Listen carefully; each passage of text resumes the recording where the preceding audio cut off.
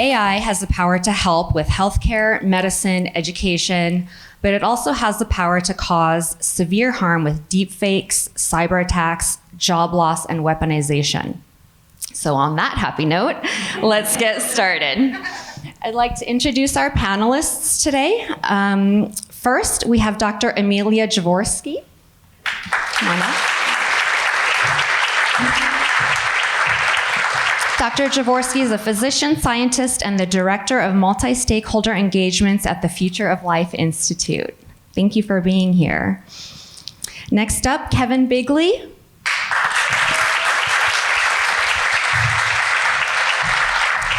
Kevin is an actor and writer known for The Dilemma, Stretch, the Angry Birds movie, Sirens, and most recently, the science fiction comedy Upload on Amazon.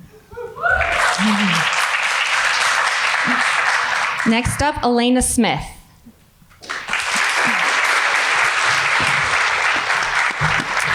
Alena is a creator, showrunner, writer, executive producer, and director. Her credits include My America, The Newsroom, The Affair, and she's the creator of the comedy drama series on Apple TV Plus called Dickinson.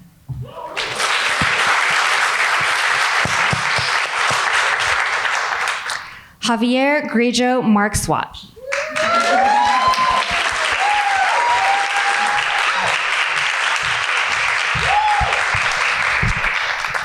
Javier is the co-executive producer and writer. His credits include the Emmy Awards-winning Lost and Jim Henson's The Dark Crystal: Age of Resistance, as well as The Witcher, Cowboy Bebop, and Raising Dion, all on Netflix. Welcome to our amazing panel.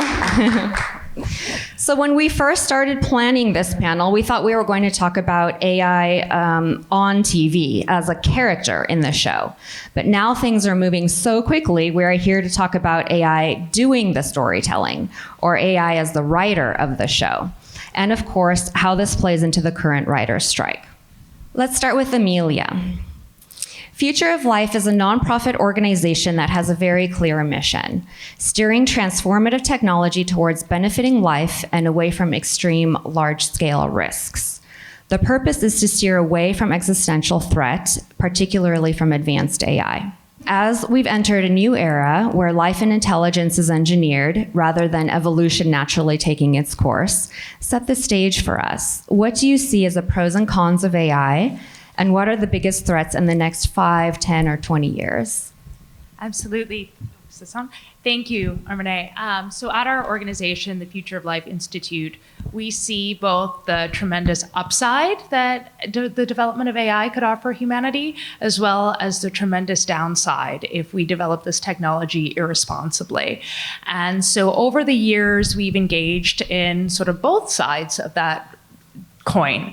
On the risk side, we've talked a lot about the risks of weaponization. That's been an area that our organization has been particularly active in integrating AI into weapon systems and the types of risks that that could pose to society and humanity and security, but also the risks of developing increasingly powerful AI that may even become smarter than us, right? And what does it mean to develop a technology like that? And the sort of downsides that you mentioned in your opening arguments of the fact that of misinformation, of job loss, of not even being really able to understand like what is real and what is fake, and what does that mean of our ability to make sense of society and communicate with one another. On the flip side, we also see tremendous positive potential for AI in health and medicine and climate change. And actually with Hollywood Health and Society, that we had done a screenwriting competition of imagining positive futures with AI. And I think that is a critical piece of the puzzle, because we can't just have technology given to us without thinking about how we would like to use it. And it's in imagining the ways that we want to use technology, the ways we want it to make our lives better, enhance our ability to tell stories, not replace it, right? That helps us reverse engineer what are the decisions we need to make today. And so that's kind of the nexus. There's tremendous upside, tremendous downside, and we need to be sure that we're being responsible and also thinking towards visions with the technology that we want to steer towards. Absolutely, thank you. As we know, one of the biggest fears is how quickly things are evolving and moving. And most of you may have seen that in March, a letter was put out, an open letter calling for a 6-month pause on the development of the largest AI model, citing concerns about the out-of-control race to develop and deploy this technology. Your organization headed this letter, and it garnered over 1,000 signatures. One of the names included Mr. Elon Musk. So what resulted from that letter, and what interventions are proposed to slow down or kind of keep in control the development of AI? Absolutely. So part of the reason we sort of had a call for a pause, and then with that we also put out a document called Policymaking in the Pause, is this idea of things are moving so quickly. As you said in the framing, like 6 months ago when we thought about this panel, it was mainly going to be about AI and storytelling around AI. And almost overnight, it's sort of come into the real world and infecting our lives. And this is happening across every industry and aspect of society. And so we need to take a moment to figure out, what are the guardrails for this technology? How do we make it sure that this is done safely? How do we make sure this is done ethically? How do we start to put in the policies and procedures in place so we're actually using the technology in a way that we want to use it in society, that benefits us in as both collectively us here living in the United States, but also all over the world. And so for us, that was why, we call for the 6-month pause, or a moment to actually give us the breathing room to start to put in the policies and procedures and have collective conversations around how do we want to use this technology. Thank you. Kevin, Upload is streaming 2 seasons on Amazon right now, and the 3rd season is in the works. It's been getting great reviews, so let's give it up for Upload. The premise is that humans can upload themselves into a virtual afterlife to a beautiful resort called Lakeview. What did you think when you first heard about this role, and what attracted you to Luke's character? Kind of the tone of the show. I mean, Greg Daniels is our showrunner.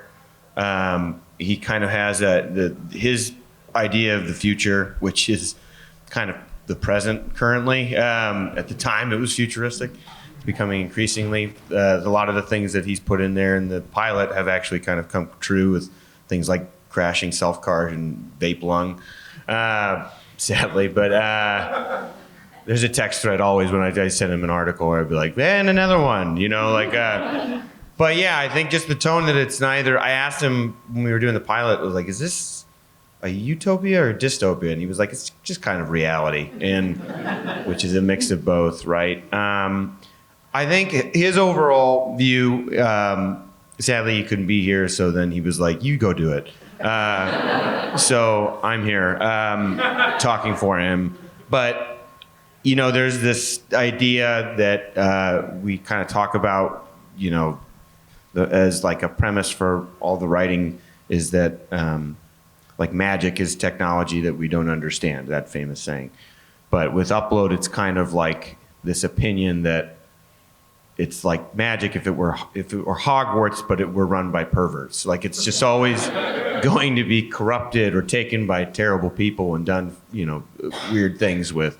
We have a piece of technology in the show that was created, a suit, so that once you're uploaded, a grandparent's uploaded, they can feel what it's like to be hugged by their grandparent.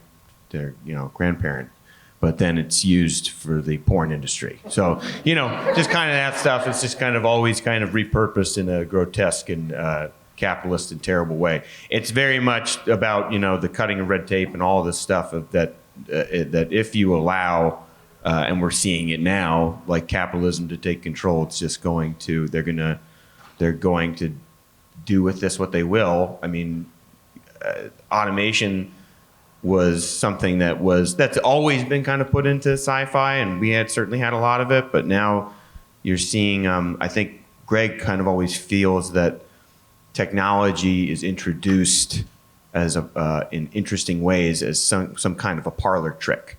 And we're seeing that with a lot of like AI songs, and even with like Wendy's and stuff. I'm like, hey, we're going full automation. It's kind of treated as like, isn't that neat?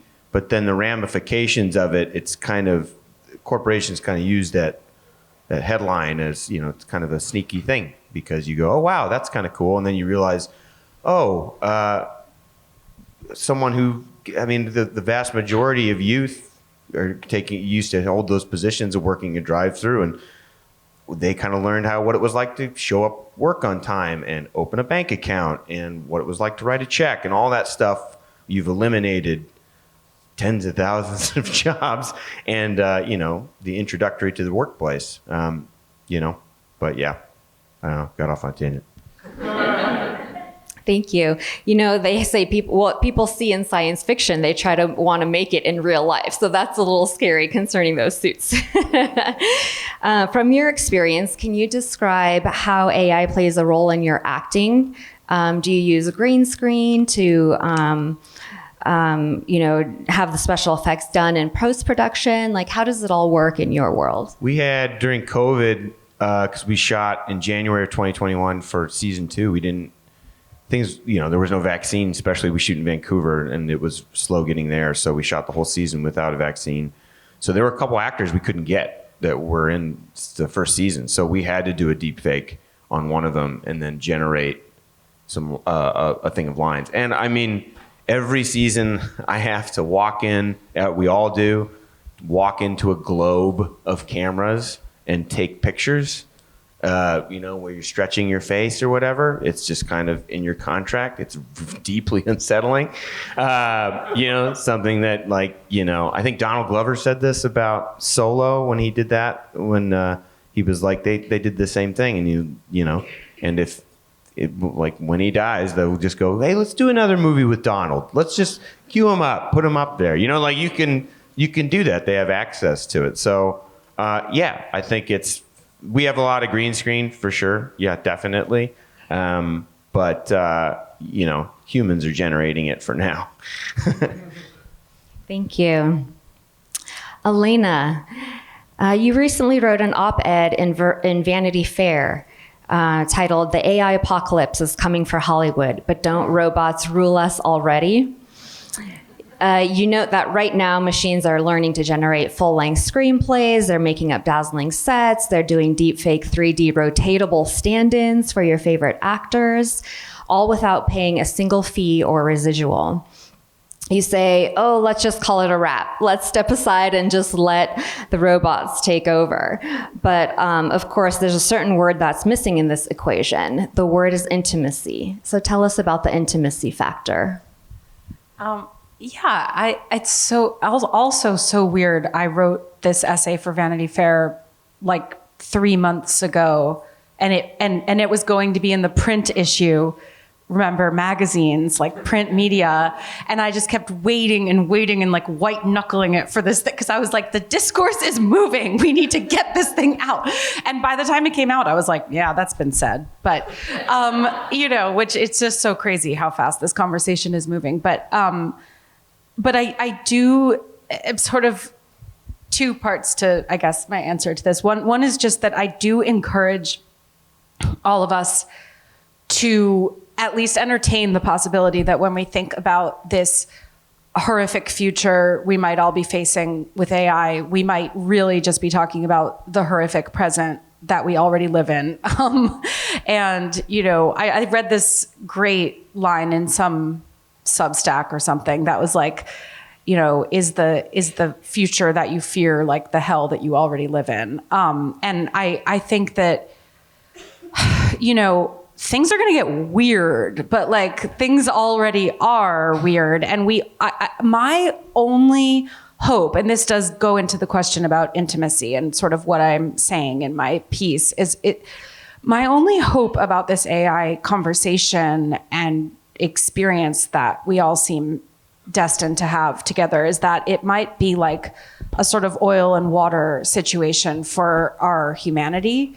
Because if there's one thing it really does, it shines a direct light on the parts of us that are not replaceable by machines and robots and algorithms and data streams and surveillance and clicks and likes and all that, like I think we are at a kind of interesting inflection point with social media and streaming and like the collapse of all media onto the internet, where we might all be a little bit sick of it, and maybe we're all ready to like go outside and connect with our neighbors or go to a bar or dance or do, physical things. And I think that my take on this fear, look, it is going to, there's no question that the studios right now are trying to figure out if they can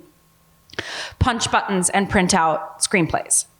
First of all, they all have always wished that they could do that. But like, maybe they can in certain instances. Maybe you can make a James Bond movie or a Marvel movie. I mean, I don't know. But there's going to be a categorical distinction between what can be made by robots and what cannot. And I guess I feel like it's on all of us, as creators and audience and community, to seek out what is real.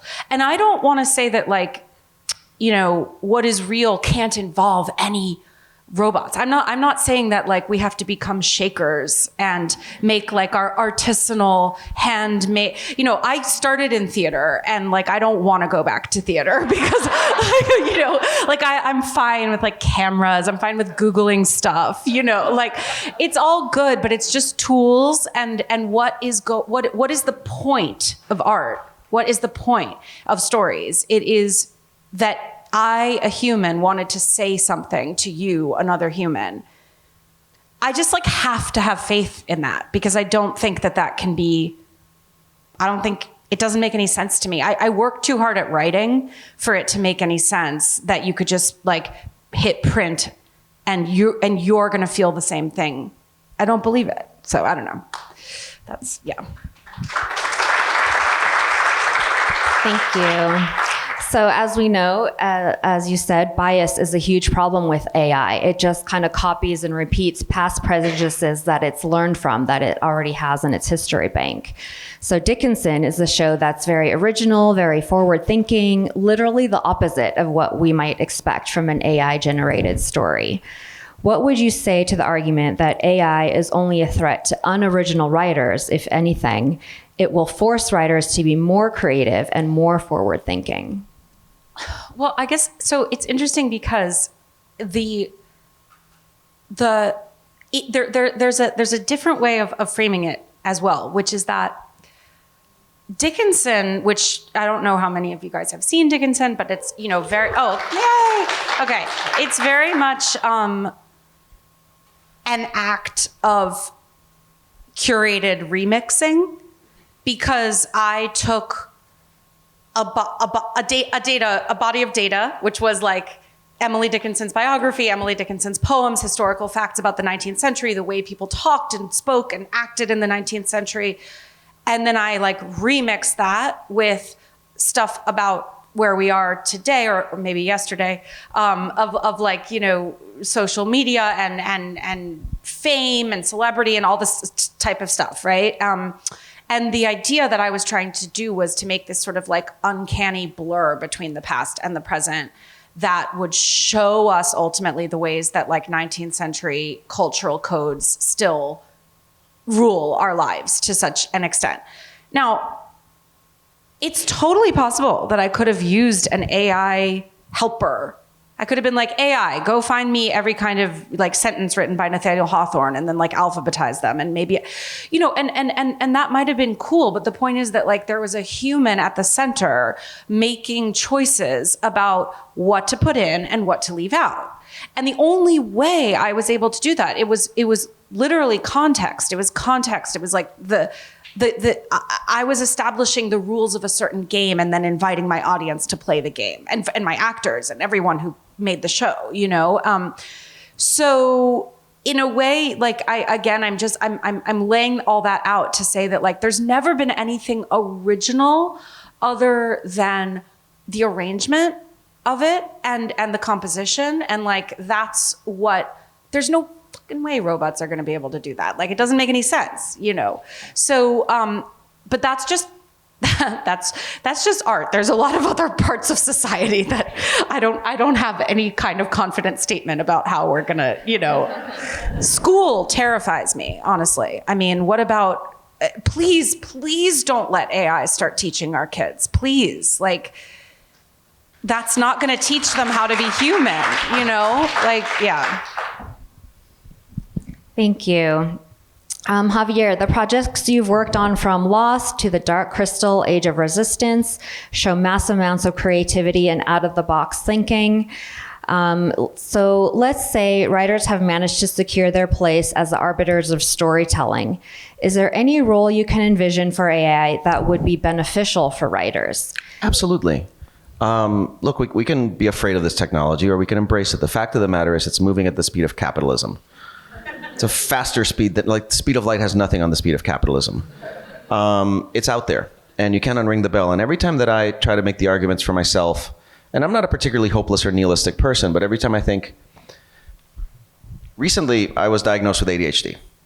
And my psychiatrist said, I could medicate you, but what you will gain in focus, you will lose in associative creativity. So I like to think of oh my God, that's what makes me a human being. I have associative creativity. But here's the thing. That's what the AI is doing. It's compiling things and it's putting them together in ways that may seem uncanny and all of that. So the fact of the matter is AI is going to write, okay? And I don't like the implication that, you know, oh, well, an AI can write Fast and the Furious, but not Succession. AIs will write Succession. Succession is a soap opera that is filtered through Patty Chayefsky and King Lear. So don't tell me that it can't write. It will, you know? And by the way, meaning no disrespect, Marvel movies are awesome and they're great acts of human creativity. And they give me great pleasure. And I don't think a computer is going to be able to write that for the same reason that you said, though, which is that somebody has to be making choices. We need to, as artists, take the technology and make those choices ourselves. And we need to teach people how to use the technology to enable us to make better choices, not to make choices for us, okay? Anything that gets made, anything that gets created, as you said, is very much about somebody put a body of things together and then combined it, you know? AI can help us find sources of information we didn't know existed. AI can, you know, do all of these things. It cannot, it is only going to be as good as who is feeding it what, okay? So if you have studio executives feeding it what they want, you're gonna get a certain thing. If you've got, you know, David Simon feeding an AI information and telling it, you know, give me information about this, that, and the other thing, you're gonna get a very different thing. So the role of the thinker and the role of the person who comes up with things that are original and novel is not going to go away in our society.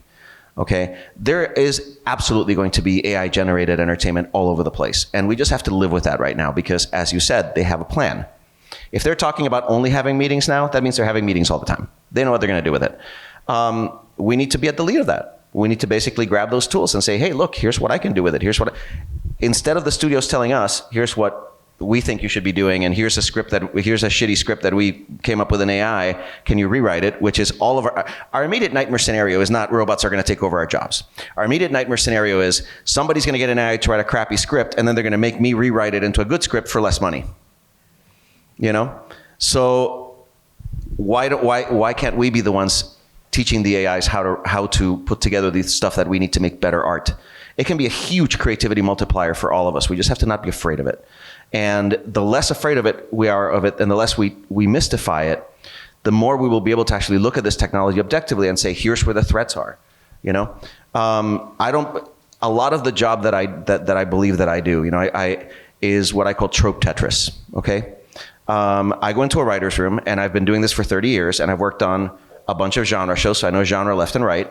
So if I go into a room and the showrunner says, I want to get from point A to point Z, how do we get there? My job is to, like Deep Blue, the chess computer, say, okay, here's the 5 ways that dramatically this can happen based on my knowledge of storytelling globally.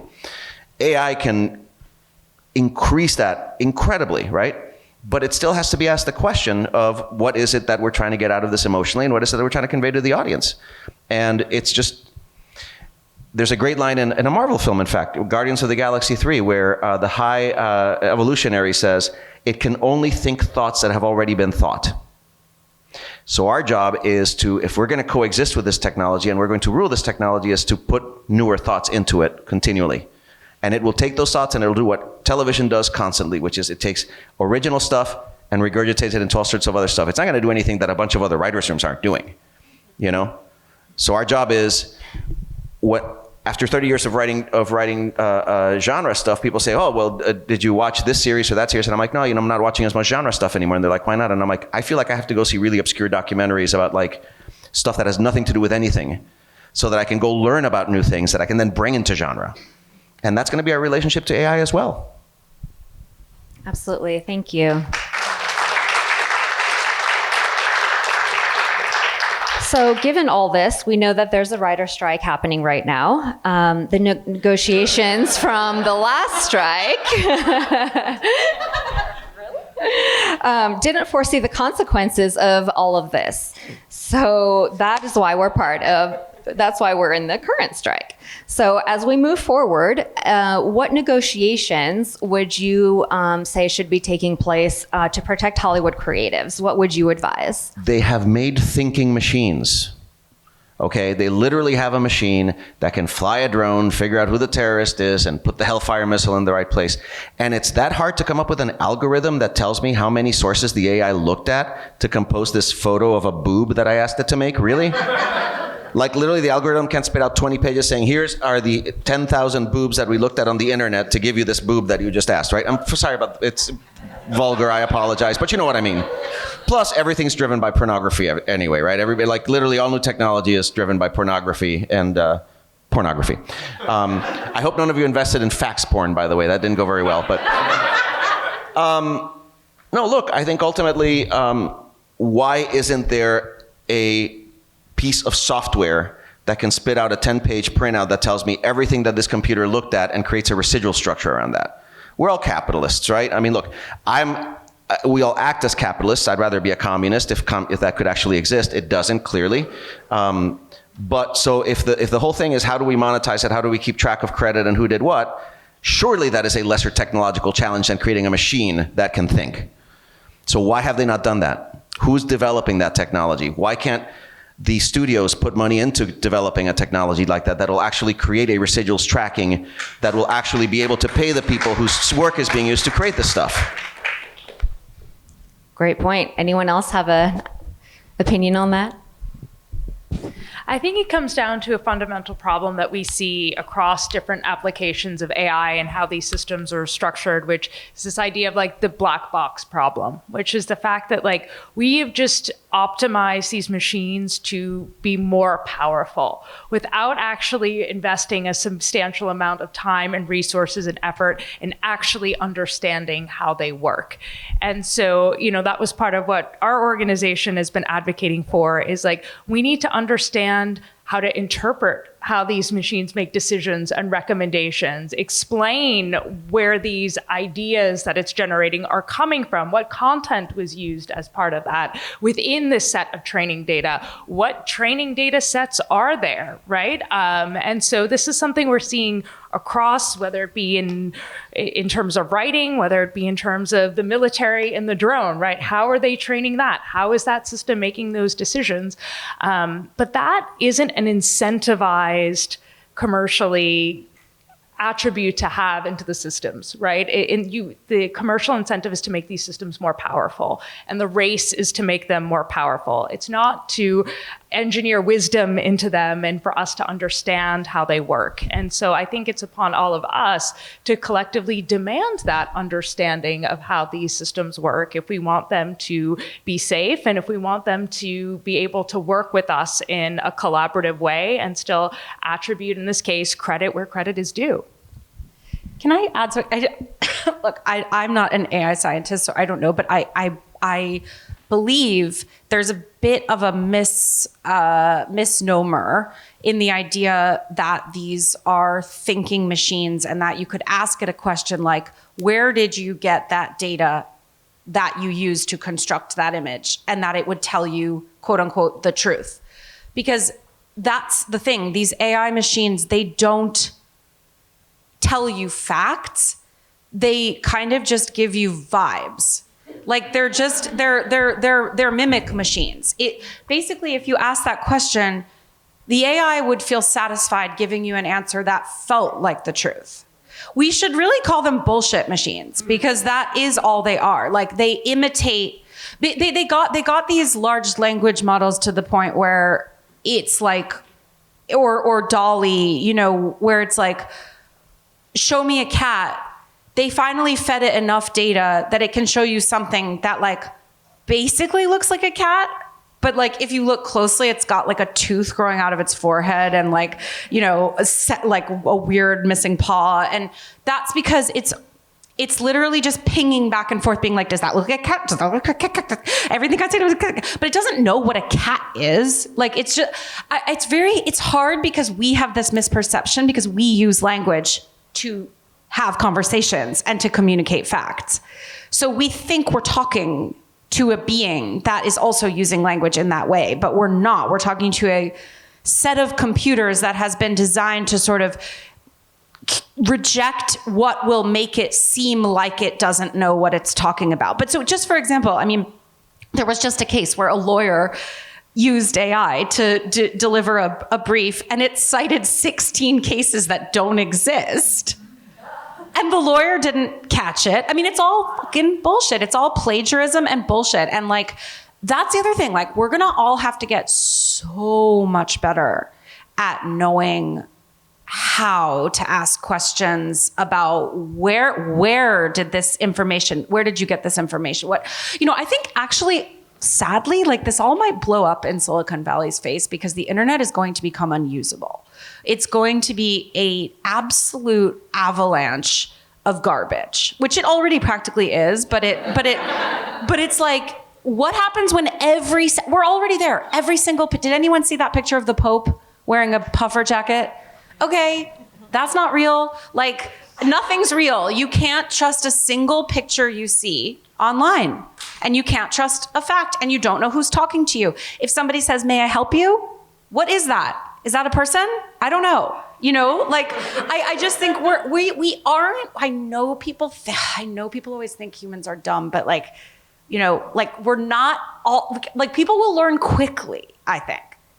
And we have to, like, it's just not going to be useful. What are the use cases of this, right? Like, we've had a really fun time for the past decade, like all being online with everybody all the time and just being like, oh, that's what the New York Times says about that. And that's what this says about that. And, you know, and it's like, I just don't think those spaces are going to exist in like within 3 to 5 years. I think it's not, it's too polluted, you know? I want to say something. Awesome. Thank you. I think it's all coming down to value, really, because it's up to like just a collective society to make a choice on what we value. The thing is like what I think what everyone's kind of saying, and everyone knows probably in this room, is it's not that good yet. And really it's probably like with any kind of writing or creation, what makes it novel is the element of surprise, comedy and horror specifically, and it can't surprise. Now, it can mimic for sure, but really, how many Redbox movies are there out there that are generally fucking surprising? I mean, like, you know, that you can do that and you can make a living off of it. And that's also a scary thing, right? Like, it can, right now, generate a screenplay that could go into production. It would suck, but a studio could put it out there and as like an AI generated movie, and it would make its money back pretty quickly. I mean, you telling me it can't write Cocaine Bear? Like it and it would be successful initially because it's novel. I disagree. I loved Cocaine Bear. I liked Cocaine Bear. But was there anything? There was nothing with Cocaine Bear where I was like, wait a minute. Like it was, I had a good time. But that's what I'm saying, is that it can do this entry level stuff. Another thing with mimicry is that is there's an initial part of a process of learning to get good that involves mimicry. Yep. And you have to, with a comedian is going to adopt another voice. A writer will adopt another voice who they wish to sound like. And if we're talking about this whole notion that, well, it's going to weed out a lot of hacks, you have to be a hack for a little while because you have to learn. And if we're talking about people who are generating the same jokes and then they learn that that's hack material, it's an integral process of getting there. And you're going to, like talking about Wendy's weeding out the workforce, if you're doing that, you're going to lose a lot of writers. You have to be in a room and suck for a little bit. It's also, there's a question of intent, I think, is for me what it comes down to. The modern art, people look at a Cy Twombly and they say, oh, my kid could have done that, right? That's the cliche of modern art, right? And of course the answer is, but he hasn't, and they didn't. There's a certain amount of thought that has to go into the conception of something in order to make it valuable, and a certain amount of context and a certain amount of, so, you can talk about, can an AI generate a bunch of fake Basquiats? Of course it can. I mean, it will totally do that, and you probably put them on your wall or what have you. But I think there's some sense of, we talk about, can an AI write a show as good as Succession? Let me ask another question. Can an AI make a movie as bad as Plan 9 from Outer Space? Okay, because one of the things you see in movie trailers, and it's like, from visionary director Zack Snyder. Well, guess what? Visionary is not necessarily a compliment. Ed Wood was a visionary. I mean, his vision sucked, but he's a visionary. And the reason why we love Plan 9 from Outer Space is because in the awfulness and the lack of craft and the lack of artistic ability, there is a essential humanity. You are literally watching a person whose gifts are completely not up to the task of articulating the thing that they have in their soul. And that's part of art, weirdly, It just as something great is part of art. And that sense of, and this is where I really believe there will be a space for us to coexist with these machines, because they are generative. They can create, they can prototype, they can do things that if I sat down and tried to make a picture of something, it would be limited by everything. I would have this tool that can create anything, but I still have to be the one having the moment where I think, like Cy Twombly, how do these pencil scratches that I'm going to do on this piece of canvas reflect my knowledge of ancient Greek mythology? And how can I create a consistent set of works of art that are really going to be about my thoughts on all of these things about society, even if somebody who doesn't know what they're doing doesn't know what I went through, is going to look at it and say, maybe, oh, my kid could have done that, If you know where the art is coming from, if you have an understanding of its context and its intent, or just even when you look at it, it's something like Plan 9 or something great, or Lars von Trier movie or whatever, you're still seeing that cry of the soul. That's what the machines can help us make better. And that's where we should be focusing our energy, in my opinion.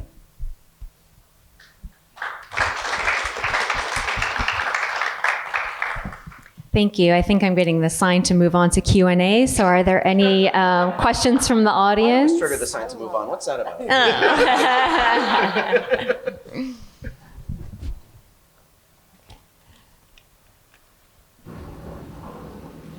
I know you addressed a little bit about the need for guardrails and regulation, and that really none of them exists. And really, they're probably going to need to exist internationally, like they are for nuclear weapons control. But I'm wondering if you could address one that I think maybe does exist, that the studios are currently have their attorneys trying to figure out, which is copyright. Right now, an AI cannot have copyrighted work. To have copyright, you have to be a human. And I'm curious what your thoughts are on that in terms of how long maybe that can kind of be a dam that holds things back, but also what could break it.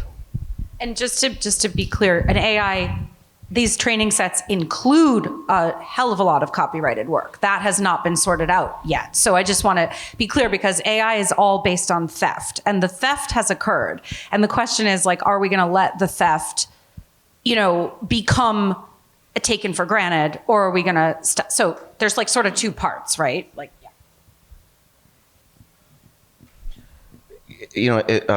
again, this may be my knowledge sort of being way less than my.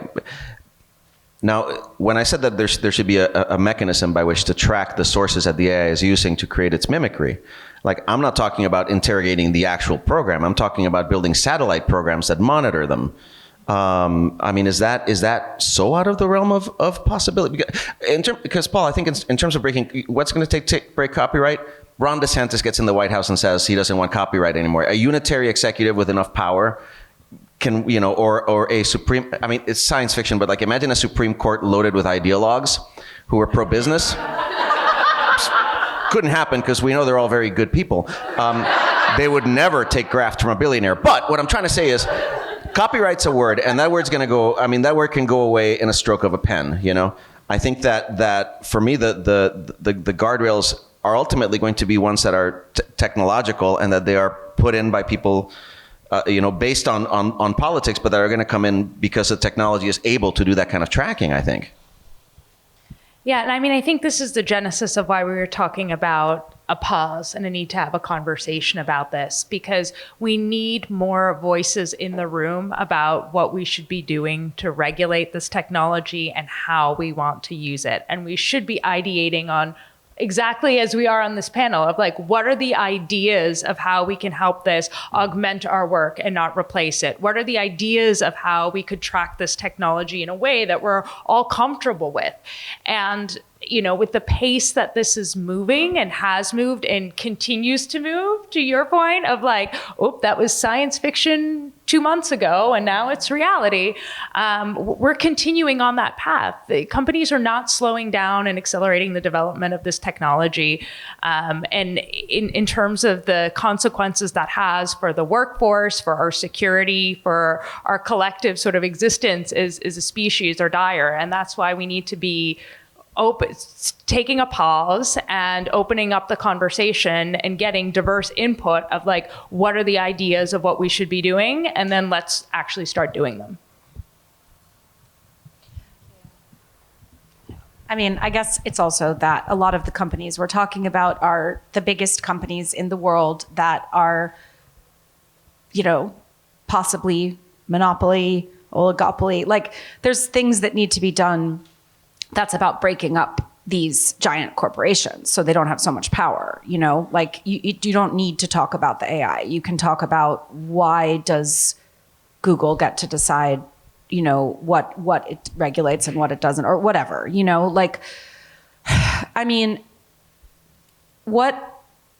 another thing I just want to share that I feel like a number of people have made this is me spitting out something from a data set uncredited, because I don't know where it came from, but like, people keep making this brilliant point that like the AI was supposed to come and do all the boring jobs so that we could all make art and have creativity and fun. But now for some reason the AI is doing all the art and the creativity, and like, we're just going to be doing all the boring jobs. So I don't know, like, I guess it's just like what kind of world do we want to live in? It remains an open question with this technology or without it. And the more and more that people are crushed down into lives that don't feel, joyful, like it's not, there's going to be all these types of questions. And I do think we think like art and writing and independent thought are things that people value. So yeah, back to values, like, it seems like it's like a blacklight on all these value systems. A collective opinion will be very important, and slowing it down for us to gather that opinion will be imperative. I think too that when something happens technologically, it doesn't always mean that it's necessarily the most permanent thing. For instance, where are Kindle sales at? It seems like Gen Z has kind of agreed that a physical book is important to them. You can, also, I'll throw this out here as like just maybe some tentative optimism, but like, how's that Tupac hologram doing? Like, I mean, when that happened, everyone just went, well, okay, Elvis, and then they're going to do the Beatles and all this stuff. And then there was the Super Bowl in Minneapolis, and Prince had just died, and Justin Timberlake was the leak that he was going to use that. And everyone said, no, you will not. And what's interesting about, if I may, what's interesting about the ABBA thing is that, yes, but do you know who's controlling it's Bjorn and Benny and Agatha and Annie Fried. I mean, they're actually modeled as adults. They programmed the concert. It's their art. I mean, weirdly, the ABBA hologram is actually ABBA doing an ABBA show that they could never have done, which that's the good version of the Tupac hologram. You know, it's like there's the original artist is still animating it, and it's still their cry of the soul, such as Dancing Queen is, and I believe that truly. I do. No, fact. So, you know, it's so again, what's the use? Is it a bunch of suits going, hey, we can bring back Tupac, put him in the Super Bowl and make $1 million? Or is it Bjorn and Benny saying, God, we are 152 years old. We cannot get up there in those karate outfits and do that show, right? But we can create this based on all of the stuff we've done and give it our imprimatur. I also heard that James Earl Jones sold his voice to be used as Darth Vader, and that this is great because he was originally totally ripped off for the Darth Vader role, and now he'll finally, cash in on that. And also that's great. Darth Vader's voice should be immortal. So. Question here? Small enough room, I think. How can you, with your experience of having to please the financial side of the industry, I see you not as other programs, but as you as being able to see, hey, this is dangerous. So what can you do instead of relying on somebody else to say, we need to stop this thing from taking over our lives? Well, the Guild is striking right now. So one of the issues on the table is AI. So the union is fighting against it. And I think several political leaders have kind of called out the Guild, or at least not called out, but shine a light on the Guild and what's happening right now as being kind of symbolic for something that, we're talking about a collective opinion about value. So yeah, I think everybody who's part of the union or backs that decision has already made their choice very clear. So. And it seems to me that the commonality between what's going on with the labor unions right now is that basically what's happening to us is a bundling, unbundling, and changing in the structure of our labor so that we can be paid the least amount of money for the most amount of services. It's basically the same thing that's happening to you with Netflix or with some streaming where they're like, well, if you can have this tier, you have this. If you have this tier, you have that. If you want to put luggage in the overhead, you have to pay more. That's how we're getting paid now, And that is a knock-on effect of tech industry thinking about how to monetize everything. It's also about late capitalism thinking about everything needs to be monetized, okay? Labor, in terms of what's happening in Hollywood right now, but I think it's going to happen a lot more across the country, is that we're all looking at this and saying we are not AIs. We're not things that you can pay us by the moment, by the service, by the thing or whatever. And I think ultimately that is the biggest thing that's going to change this is going to be human action that isn't going to be glamorous. It's not going to be interesting. It's going to be a bunch of champs outside with signs saying, don't do this to us. It's going to be stopping the machine and saying, hey, machine, we know that you're in a real hurry to unbundle all the services and monetize everything, but there are people who are going to be affected by these decisions. And you need to stop and think about how since we do live in a capitalist society and we all need to make money in order to survive, how is everybody going to get paid what they deserve?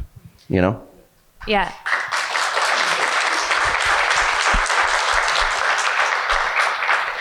And I would just say this is happening across every sector of the economy, right? We're here today discussing this in the terms of writing and content creation. But if you talk at software engineers, right?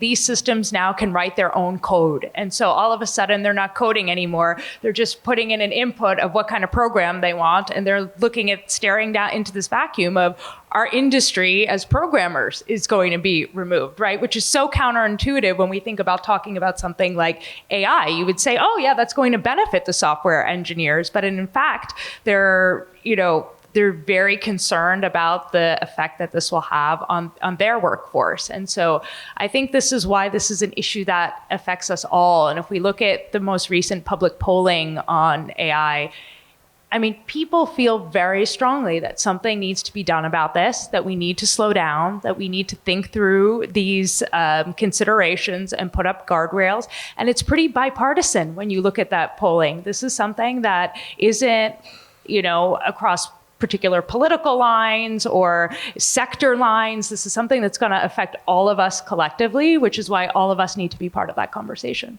I mean,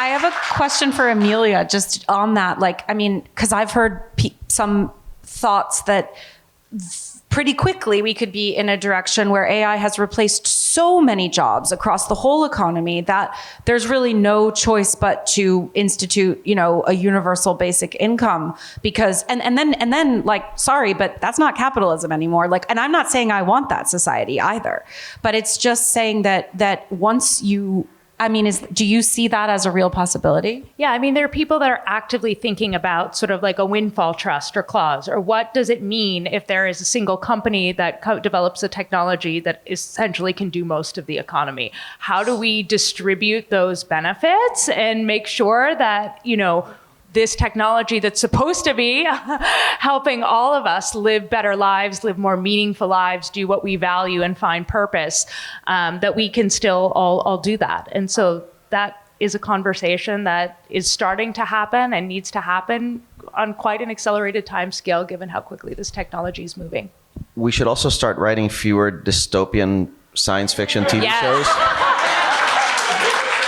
Because here's the thing, and maybe few, cause there's such a huge body of work about computers killing us, and so what computers are doing is going and looking at everything that's been published for ideas.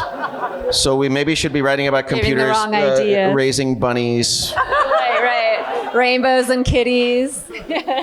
So actually, we hosted a competition of this at the Future of Life Institute, which was a world building competition. And we sort of put out the call to people over the world to say, it's 2050, we have strong AI, it's went well, and it's a world that you want to live in. Tell us about that world. What's happening in that world? What does a day in the life look like of people living in that world? And show us a piece of creative content that speaks to what that world looks like.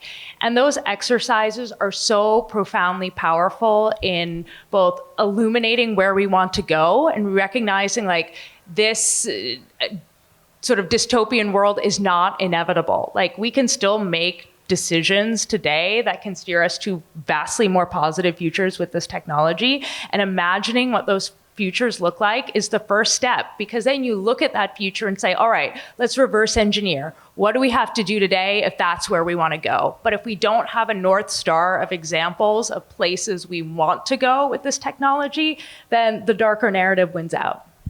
You guys have homework, all of you. I think there's a question in the back here.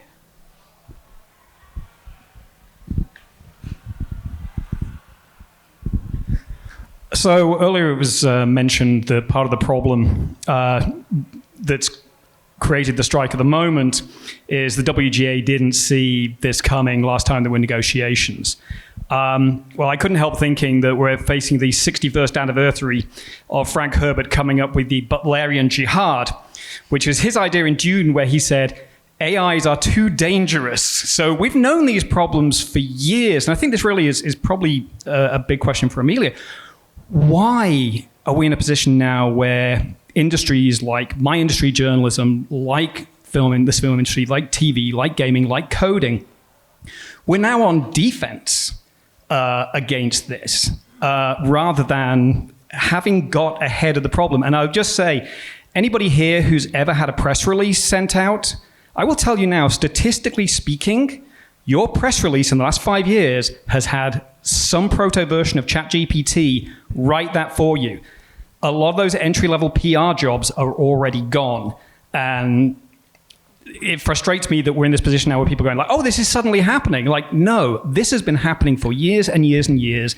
Why do you think we're in this position where people still don't take this seriously enough, like it's a new problem rather than something that's been going for a decade plus? arguably 50 years? Yeah, I would say twofold to that. First is I had a previous career in public health, and we're very bad at prevention as a society. So human history is littered with examples of things we see coming that we haven't, as a society done something about. But I would also say the pace of this is very different. The story of AI as a technology has been categorized by these sort of spring-winter cycles where there's hype that there's going to be a major breakthrough and it's going to be delivered on, and then that isn't delivered. And so if you start to look at the time between milestones in AI and these getting fundamentally new systems that can do new things, it's been getting faster and faster. But at the beginning of the technology, it was, 70 years between when, some of the early systems went on to some of the, things that would now be the prototypes of machine learning systems that we have today. And so I think that both we're not good at prevention, and the pace of development has started to, when you start plotting those milestones, looks pretty exponential.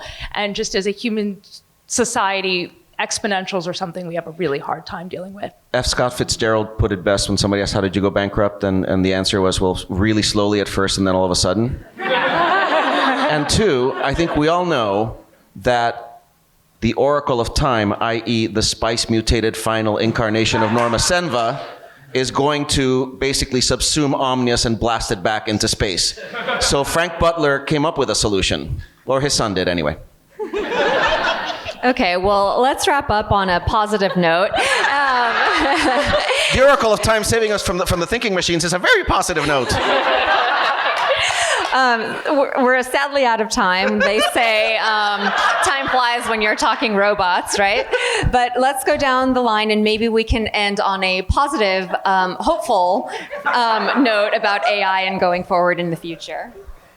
Yeah, I think we've talked a lot today about the power of creatives and artists getting affected by this technology today. But I would also say the hope of getting this right is also in the hands of creatives and artists, because it is precisely that imagining of where we want to go is the homework that we need to do as a society to start to steer this in a positive direction. So I'm very encouraged that we have so many great minds that can think on that. I think a lot of the stuff that we've seen kind of come out, going back to this parlor trick idea, for instance, they're layering vocals. They can because music is a really great example because it is so mathematical, at least from a technical standpoint, and that they can kind of digitize a voice and they can lay it over. I think you've seen it. Interesting. I think most interestingly to me is Kurt Cobain. They did this Lost, I don't know if anybody saw it, it was a few years ago, but it was the Lost tapes of the 27 Club. And it was AI generated completely for Hendrix, Joplin, and everybody who's, Morrison and everything. And it actually did a pretty decent job. It would fool you enough. But the one band it couldn't do was Nirvana. And it was just because of the soul of that dude's voice. And it could not break down the layered pedaling, because Hendrix would have a fuzz pedal or something, or maybe just be plugged in straight to the amp. But the layered, pedal sequencing, all of that. Not only that, but the yell and scream and the variation of his voice. When they tried to generate Nirvana, it just sounded like fuzz. There was no melody, there was no nothing. So they had to see a chord structure, bring in a cover band, and then a cover artist. They've since been able to digitize his voice. You could look it up, and it does not play what they've been doing is layering. They'll put Biggie layered over Nas or Jay-Z, and because he influenced those artists, it can kind of sound like him. They've done that with Cobain a little bit, and it only works with songs by Courtney Love. That's it. Radiohead, nothing. But a whole song, Celebrity Skin, meh. But still, there's that missing soul and variation of that. And I think that's the thing that we have to hold on to, that's what we have. And I think in working collaboration with that stuff, I think there's a future in that for sure. But I think that's pretty instrumental and imperative.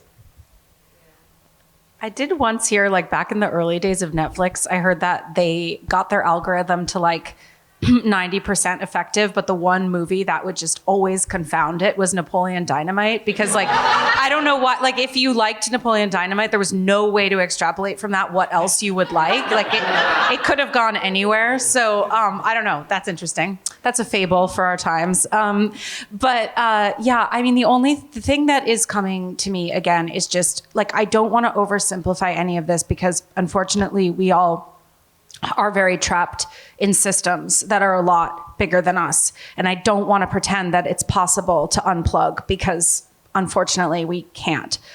But I do want to say that, like, at the end of the day, this is just computers. AI is just computers. It's not aliens. It's not, if you unplug all the computers, you get rid of all the AI. And so, like, get off the computer. That's what I want to say to everybody. Like, get off the computer, go outside, touch grass, like, you know, like smell perfume. I don't know, like do the things that the computers can't do and that they can't be with you when you do it. Like, I went camping in Joshua Tree with my family and I left my phone at home, and I thought it was going to be such a difficult thing. I was like, I'm leaving my phone for 3 days. And I just didn't even think about it because I was just camping with my family and I didn't actually want to be on the phone. So, and the phone wasn't there constantly reminding me to go look at the phone. So I don't know, like, I really pray that this can be some kind of potential turning point where we can remember this grip that we all still have on the part of our lives that's not computers, and like move towards that. Thank you. Computers can't hope. That's pretty much it. I mean, we live in a dystopian hellscape. It's probably going to get a lot worse, but you know, we're not going to stop trying to make it better no matter how bad it gets, because we have hope. And because we can't stop trying to survive. We can't stop trying to push the idea of our own agenda. Look, the AI is part of that human creativity. Okay. But so it's still all coming from us, and it comes from that quality that no machine can replicate, which is hope. Thank you. Love that.